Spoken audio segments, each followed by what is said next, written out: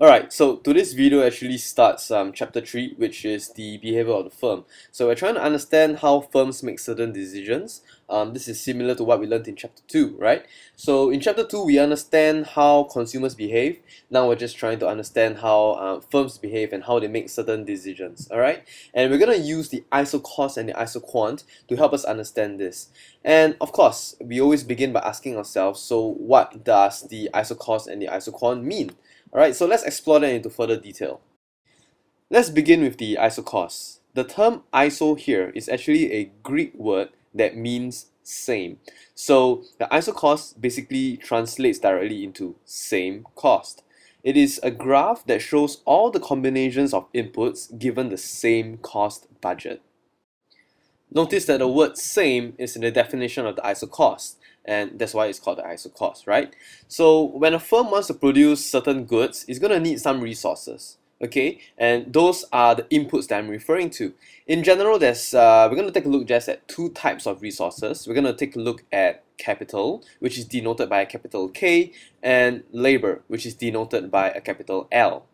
And to employ these kinds of resources, the firm is going to incur some kind of cost, which we denote as C0, C1, or C2, right? So this denotes the different levels of cost that the firm can actually incur.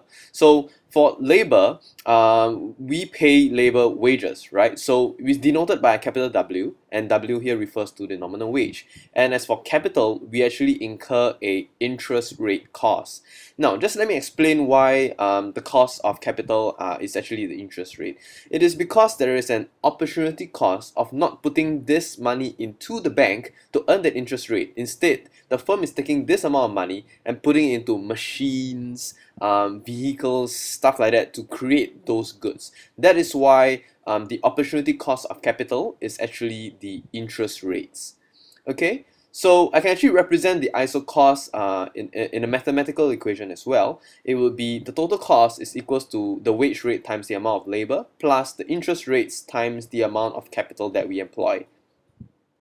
Okay, to illustrate the isocost, we're going to need a graph with labor on the horizontal axis and capital on the vertical axis. It is going to be a straight line because it is we're actually referring to a linear combination of inputs, right? And the horizontal axis, the intercept, is going to be the total cost divided by the nominal wage, and this is the total amount of labor if 100% of my cost goes into labor. And this vertical intersect over here is the total cost divided by the interest rates, and it is the total capital that I can get if 100% of my cost is allocated to just capital. Alright, so I think this is pretty straightforward. Now the slope of the isocost is actually the wage rate divided by the interest rates.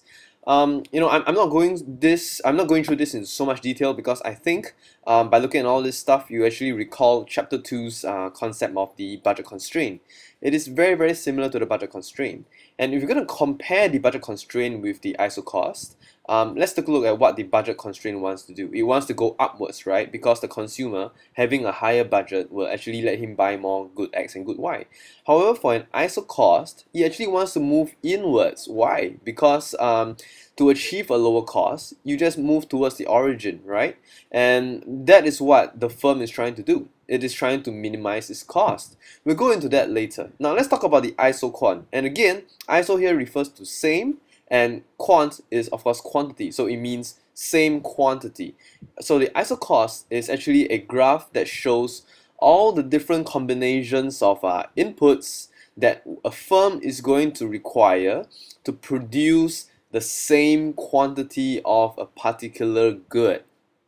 Okay, just let me show you different combinations of inputs. So maybe we have 10 units of labor and 20 units of capital, or 20 labor and 15 capital, or 30 labor and 5 capital. It doesn't matter which one of these bundles, the firm can use this to produce X naught amount of goods, for example.